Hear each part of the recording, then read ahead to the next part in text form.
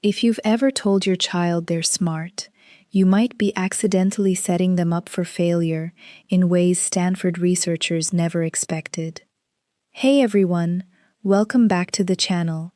Today, we're diving deep into stop praising your kid's intelligence. Japanese parents do this instead.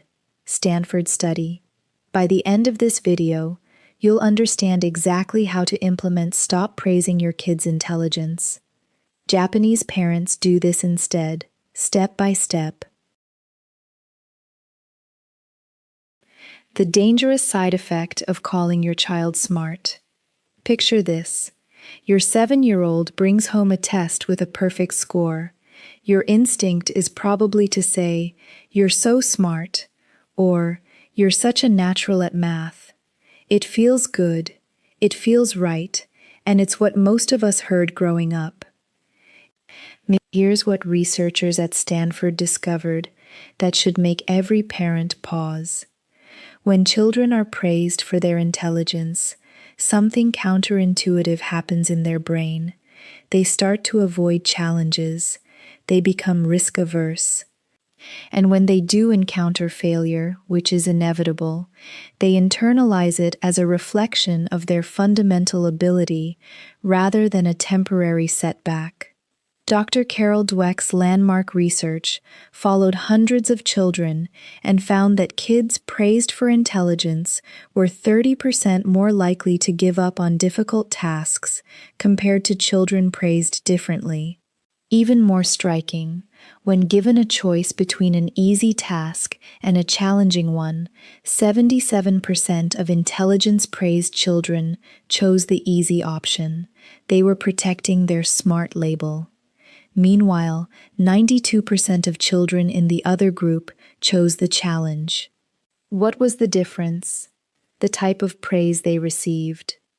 And this is where Japanese parenting practices offer us a completely different framework, one that's been embedded in their culture for generations and is now being validated by Western psychology research. What the Stanford study actually revealed about praise. The Stanford study that changed how we think about praise involved over 400 fifth graders. Researchers gave all the children the same moderately difficult test. Afterward, one group received intelligence praise. "You must be smart at this." The other group received effort praise. "You must have worked really hard." That single sentence difference created dramatically divergent outcomes. In the second round, children were offered a choice between a challenging test where they'd learn new things or an easy test similar to the first. Most of the smart kids chose easy. Most of the effort kids chose challenging. Then came the revealing part. Researchers gave all children a very difficult test designed for kids 2 grades ahead. The intelligence-praised group fell apart. They blamed their lack of ability. Many showed signs of anxiety. The effort-praised group stayed engaged, used more problem-solving strategies, and many said they enjoyed the challenge despite the difficulty. The final test was the same difficulty as the first. The intelligence-praised children's scores dropped by 20% on average. The effort-praised children's scores improved by 30%. Think about that. The only variable was the type of praise, and it created a 50-point swing in performance. But here's what makes this relevant to Japanese parenting. The language patterns that researchers identified as beneficial mirror almost exactly what Japanese parents have been using for centuries, though they arrived at it through cultural evolution rather than laboratory research. The Japanese parenting philosophy, Gambaru and the culture of effort. In Japanese culture, there's a concept called Gambaru that doesn't translate neatly into English. It means to persist, to stick with something difficult, to keep trying with focused effort, even when things are hard. It's not about being the best or being naturally talented. It's about the dignity and character that comes from sustained effort. Japanese parents use this concept constantly in their interactions with children, and it fundamentally shapes how kids understand their own capabilities. When a Japanese child struggles with homework, a typical parent response isn't, "You can do it because you're smart," but rather, "Gambare," which essentially means, "Keep at it," or "Persist through this effort." The focus is entirely on the action, the sustained trying, not on any innate trait.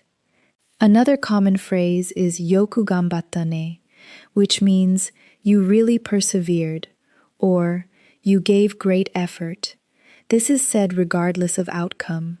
Whether the child succeeded or failed at the task, the effort itself is what gets acknowledged. This isn't just feel-good philosophy.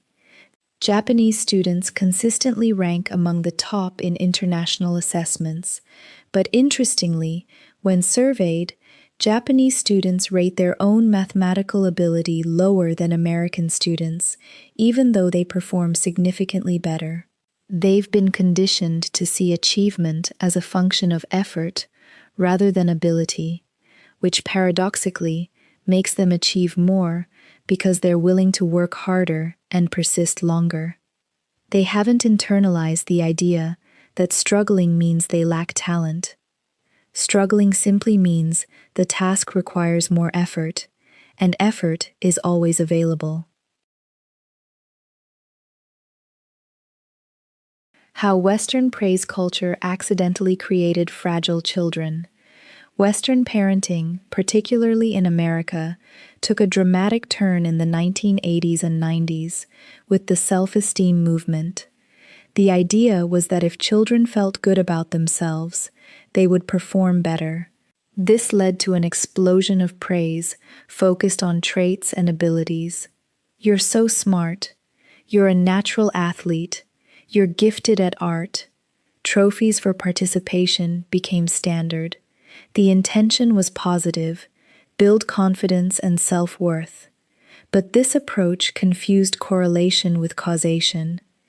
Yes, successful people tend to have healthy self-esteem, but the self-esteem came from actual achievement and competence, not from being told they were special. When we reverse-engineered this by giving praise first, we didn't create successful people with high self-esteem. We created a generation more anxious about failure, more dependent on external validation, and less resilient when facing setbacks. The problem compounds because intelligence praise creates what psychologists call a fixed mindset. If you're smart, that's what you are. It's a trait, like eye color. So when something is difficult, what does that mean?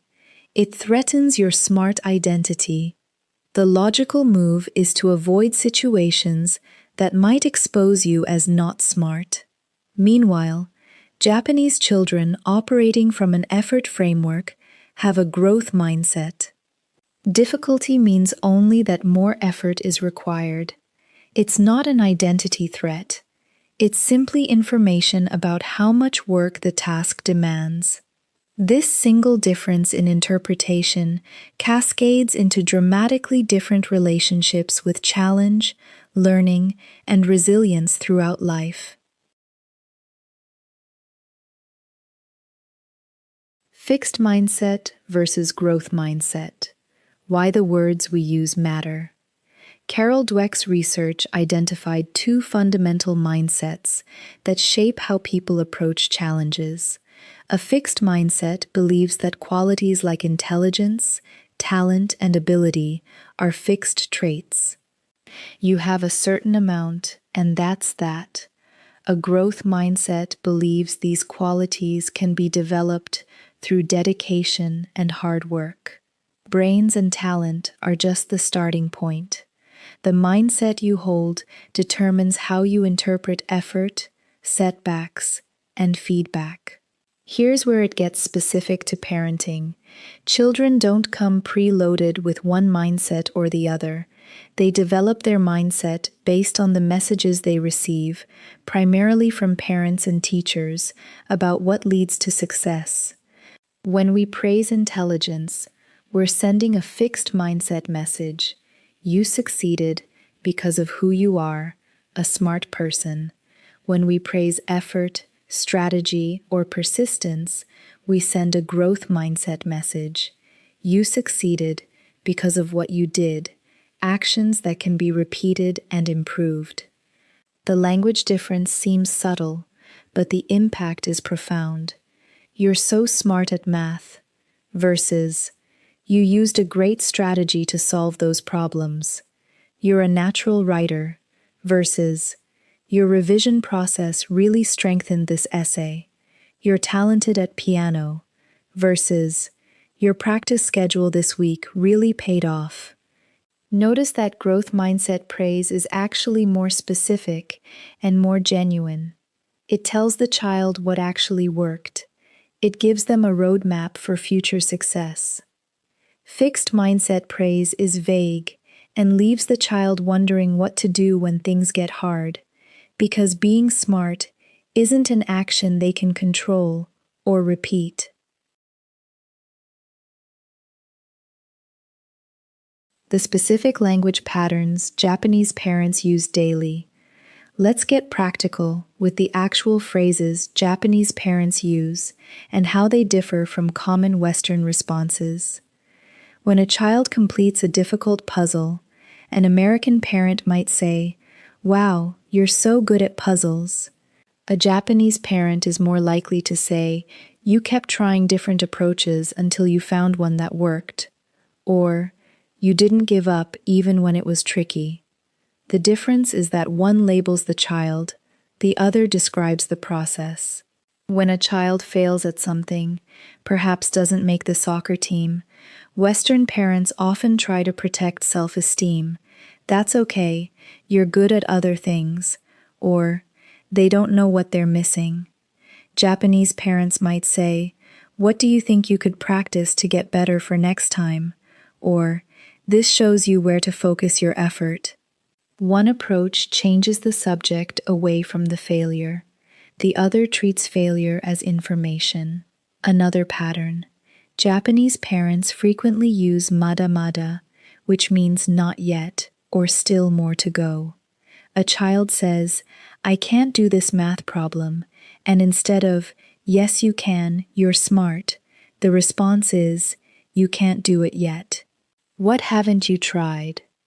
That tiny word "yet" reframes inability as temporary and within the child's control to change. It's not about whether you can or can't. It's about where you are in the learning process. Japanese parents also normalize struggle with phrases like "muzukashii ne," which means, "It's difficult, isn't it?" This validates the challenge without making it about the child's ability. Compare this to "Don't worry, it's easy," which accidentally communicates that if the child finds it hard, something is wrong with them. Acknowledging difficulty removes shame from struggling and frames it as a normal part of learning.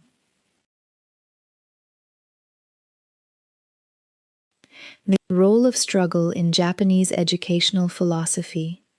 Japanese culture has a fundamentally different relationship with struggle than Western culture, particularly American culture. In the West, we tend to see struggle as a sign that something is wrong. We smooth the path for children, remove obstacles, and intervene quickly when they're frustrated. The assumption is that learning should feel relatively easy if you're good at the subject, and struggle means you're in the wrong place or lack aptitude. Japanese educational philosophy sees struggle as the location where learning happens. There's even a teaching technique called constructive struggling, where teachers deliberately give students problems they haven't been taught how to solve yet. Students work on them, struggle, try different approaches, and only then does the teacher provide instruction. The struggle primes the brain to receive and retain the solution. Studies comparing this approach to traditional Western teaching, where instruction comes first, show that constructive struggling leads to deeper understanding and better retention, even though it feels less efficient in the moment. This cultural comfort with struggle extends to how parents talk about their own challenges. Japanese parents are more likely to share stories of their own failures and efforts with children, modeling that struggle is universal and valuable. American parents, influenced by the desire to appear competent and maintain authority, are more likely to hide their struggles from children or only share stories where they ultimately succeeded through some innate ability. This accidentally teaches children that capable people don't struggle, which makes children feel inadequate when they inevitably do struggle themselves. Process-oriented language, praising the how, not the what. One of the most practical distinctions between growth-oriented and fixed mindset praise is whether you're commenting on the outcome or the process. Outcome praise focuses on the result, the grade, the win, the finished product. Process praise focuses on the strategies, effort, choices, and improvements that led to the result. Japanese parents heavily favor process praise. Imagine your child brings home an A on a science test. Outcome praise. Great job, you're so smart. Process praise. I noticed you made study cards this time and quizzed yourself every night. That preparation strategy really worked. One response teaches the child nothing about how to replicate success. The other identifies the specific behaviors that led to success, making them more likely to use those strategies again. Or consider a child learning to ride a bike. After a successful ride, outcome praise. You did it. You're a natural. Process praise. You kept your eyes forward and pedaled steadily. That's exactly the technique that works. The first version attributes success to an innate quality. The second attributes it to specific actions the child took, which empowers them to understand and control their own success. This becomes even more important when outcomes aren't successful. A child studies hard, but still gets a C. Outcome-focused parents feel stuck. You can't praise the outcome, and praising effort while the grade is poor feels dishonest. But process-oriented parents have clear language. You put in solid effort. Let's look at whether the study strategy was targeting the right skills. What do you think you could adjust for next time? The grade becomes data for improving the process, not a judgment on the child's worth or ability.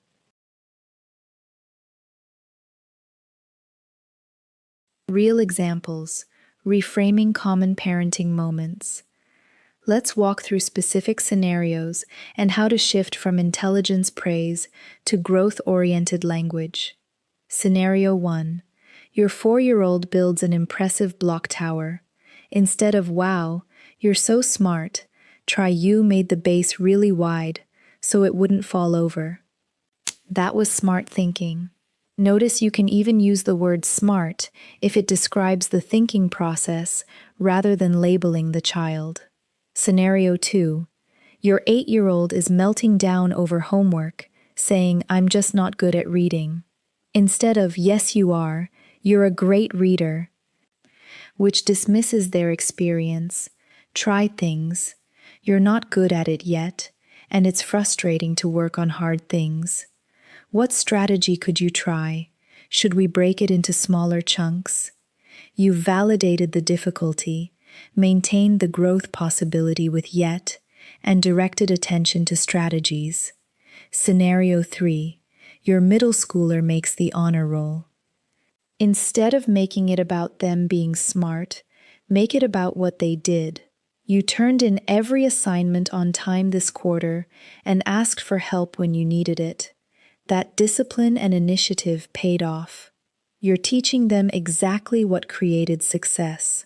Scenario 4. Your toddler is learning to use a spoon and getting frustrated. Instead of, "You can do it," which is vague and puts pressure on outcome, try, "Keep trying. I see you figuring out the angle. That's how learning works." You're normalizing the learning process and pointing out specific progress. Scenario 5. Your teenager didn't get the lead in the school play. Instead of, "You're so talented," they made a mistake, which is outcome-focused and blames external factors. Try, "That's disappointing. What do you think the director was looking for? What could you work on for next audition?" You're treating this as a learning opportunity and keeping agency with your child. Age-appropriate implementation from toddlers to teens. The principles of growth mindset praise work across all ages, but the specific language needs to be developmentally appropriate. For toddlers and preschoolers, keep it simple and immediate. "You kept trying," or "You worked hard on that," is enough. At this age, you're building the foundation that effort is valuable and struggle is normal. Narrate their process. You're trying different puzzle pieces to see which one fits. This builds their awareness of their own strategies. For elementary school children, you can get more specific about strategies and link effort to outcomes more explicitly. "I noticed you practiced your spelling words every morning this week. Look at how many you got right on the test." You're helping them see the connection between their choices and results. This is also the age to start introducing "yet" language and talking about the brain as a muscle that gets stronger with use. Middle school is when fixed mindset dangers peak because academic work gets harder and social comparison intensifies. This is when you need to be most intentional. Share stories of famous people who failed multiple times before succeeding. Talk about your own learning struggles. When they face setbacks, resist the urge to protect their feelings with ability praise. Instead, problem solve together. "This didn't work out. What information does that give you? What could you adjust?" For teenagers, the language can be more sophisticated and collaborative. Ask questions rather than making statements. "What do you think made the difference in this outcome?" Or, "What's your theory about why this approach worked better?" You're helping them develop metacognition about their own learning processes. At this age, also explicitly discuss mindset research with them. Many teens find it empowering to understand the psychology behind why they think the way they do. Common mistakes when switching to growth mindset praise. As parents try to shift away from intelligence praise, there are several common pitfalls to avoid. The first is false growth mindset praise. This happens when you praise effort regardless of whether actual effort was applied, or when you praise effort but clearly don't mean it. Kids can tell if they genuinely didn't try hard and you say, "Great effort," your credibility drops and the praise becomes meaningless. Growth mindset isn't about praising everything. It's about praising genuine effort, effective strategies, and persistence. Another mistake is praising effort when a child genuinely needs a different strategy. If your child studies for hours using ineffective techniques and fails the test, "You worked so hard" feels dismissive. The better response addresses both effort and strategy. You put in serious time. Let's look at whether the study method was targeting the right skills. What could you do differently? Effort is necessary but not sufficient. Sometimes more effort on the wrong approach just digs the hole deeper. A third pitfall is abandoning all positive feedback about abilities.